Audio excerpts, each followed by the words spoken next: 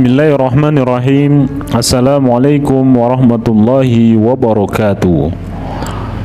Pada pembahasan kali ini, saya akan membahas tentang peristiwa penting proses futuhat Islam di kantung-kantung wilayah kekuasaan Romawi Bizantium, yaitu pembebasan Pulau Siprus di Laut Mediterania. Pulau Siprus merupakan wilayah yang strategis di kawasan Laut Mediterania.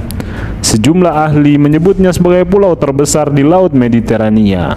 Letaknya yang strategis, Siprus dinilai memiliki potensi besar dalam rangka menguasai perdagangan internasional dan sebagai perantara memperbesar kawasan menuju wilayah lainnya, baik itu ke Asia, Eropa, maupun Afrika. Bagi negara-negara yang hidup di abad pertengahan, memiliki kawasan di Laut Tengah menjadi sebuah dambaan yang tentu saja perlu diperjuangkan. Maka tak heran jika Pulau Siprus sejak dahulu telah menjadi incaran berbagai imperium kuat seperti Romawi, Yunani, Persia, hingga berada dalam kekuasaan Romawi Bizantium sebelum menjadi wilayah kekuasaan Islam. Lirikan umat Islam terhadap negeri Siprus sebenarnya telah berlangsung sejak periode Khulafaur Rasyidin, lebih khusus di era Umar bin Khattab.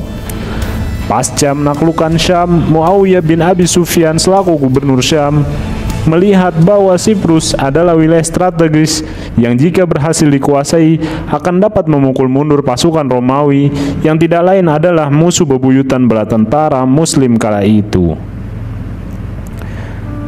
Tidak terrealisasi pada masa Umar bin Khattab, pembebasan Siprus kemudian dilakukan pada masa kepemimpinan selanjutnya, yaitu Khalifah Utsman bin Affan.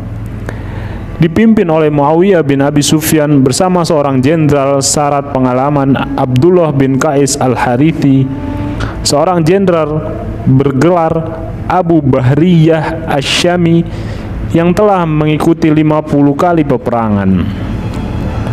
Upaya pembebasan pertama dimulai pada tahun 27 Hijriah atau 648 Masehi. Turut serta di dalamnya beberapa sahabat ternama seperti Abu Dzar al-Ghifari, Abu Darda, Shaddad bin Aus, dan Ubadah bin Samit bersama pasukan armada angkatan laut hingga 1.700 kapal. Berdasarkan catatan Al-Baladhiri dalam Futuh Al-Buldan, pembentukan armada laut oleh Muawiyah dimulai ketika ia mengirim surat kepada Utsman bin Affan terkait izin untuk membuat angkatan laut muslim, di mana sebelumnya cita-citanya ini belum terlaksana di masa Umar bin Khattab. Atas izin Khalifah ketiga, Muawiyah pun mulai mempersiapkan armada laut muslim dengan Syam sebagai pangkalan militer. Setelah segala persiapan sudah matang, Muawiyah kembali meminta restu Utsman untuk bergerak menuju Siprus dan Utsman bin Affan pun memberikan izin.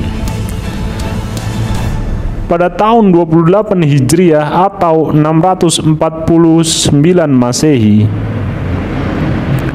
pasukan mengepung ibu kota Siprus dan berhasil menguasai wilayah Siprus. Kemenangan mutlak berada di tangan umat Islam, terlebih dengan hadirnya pasukan tambahan dari Syam dan Mesir. Di bawah futuhat Islam, Siprus menjadi wilayah strategis dalam memperluas wilayah futuhat ke daerah-daerah di bawah kekuasaan Romawi Bizantium. Masyarakat Siprus harus mengabarkan gerak-gerik Bizantium.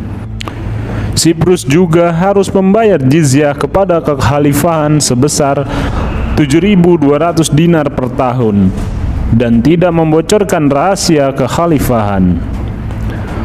Muawiyah menempatkan 12.000 pasukan di Siprus, mendirikan kota-kota baru, membereskan administrasi, menggaji tentara, dan melindungi kekhalifahan dari serangan Bizantium.